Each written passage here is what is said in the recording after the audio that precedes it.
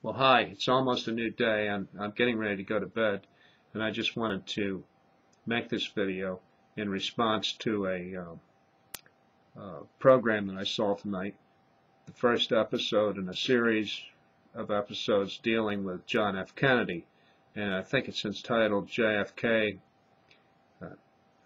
Classified, JFK Declassified, Three Shots That Changed America. It's on the History Channel.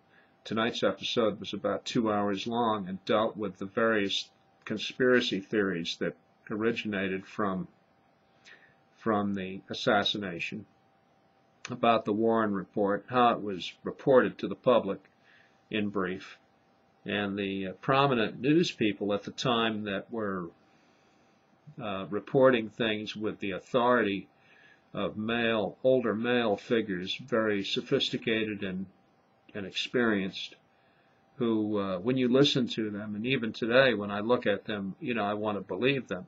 It's of course, and at that time, yeah, as a teenager, I wanted to believe everything that they said.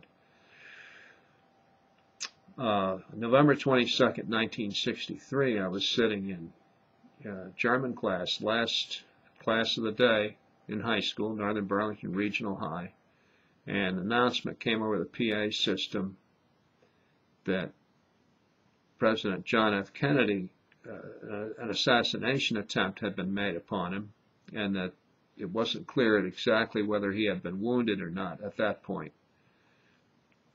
Then the announcement came a few minutes later that not only had he been wounded, but he had died as a result of wounds incurred in an assassination attempt on his life, or words to that effect. The reaction throughout the room and throughout the school was bizarre. If you made a movie of it today, you'd feel weird watching it. I mean, myself and some others who revered Kennedy as almost like he was a god. I mean, he couldn't do anything wrong. I mean, we were deeply inspired by his inaugural address. Ask not what your country can do for you, but what you can do for your country, and all that kind of thing, Peace Corps, and on and on.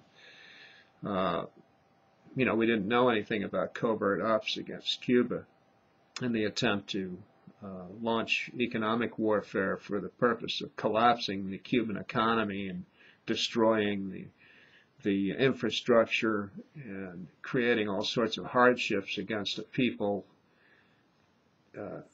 that really were no threat to us whatsoever. We didn't know anything about that stuff, and I don't know if it would have made a difference at that time. I think maybe we viewed, because of how Cuba was reported, that Cuba was some kind of monolithic threat to us, but we just didn't know about that stuff then. We just looked at Kennedy and, John and Jackie as, people that we could relate to. Well, now one of them was dead. John F. Kennedy was dead. His brains blown out. And, we searched for some kind of perspective on it. For me, I thought that, assassinations of presidents happen in other countries.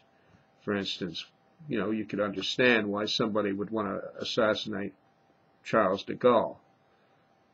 I wouldn't be able to answer to you why you could understand it, but it was just an automatic response. The fact that President Diem in Vietnam had just been killed. He was our puppet president over there. That was our puppet government. And he had been killed, he and his brother, just a couple of days before.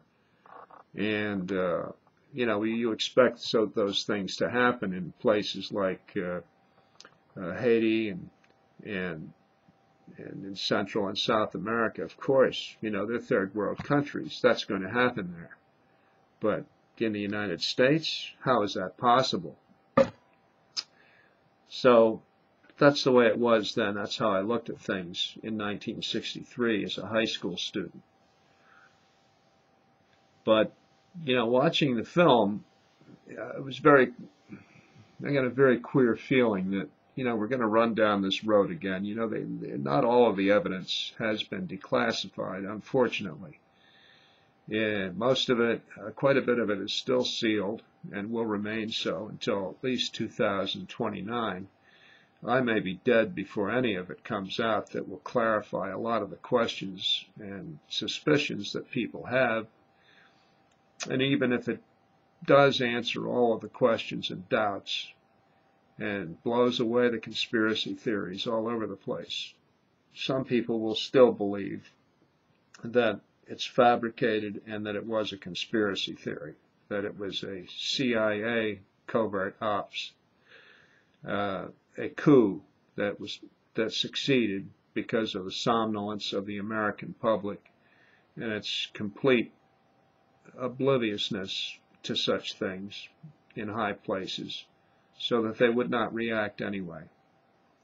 So I'm going to sign off with that, and I think it's something worth thinking about. I personally don't think that it was a CIA ops. I think Lee Harvey Oswald did do it. Very good chance he was the only assassin, excuse me. I doubt very much if there was a second figure involved. The only question that I would have is, I don't understand why he used a mail-order rifle when he could have gone to a department store and bought a perfectly good M1 Garand, a weapon that he qualified with in the Marine Corps. I believe he fired expert with it.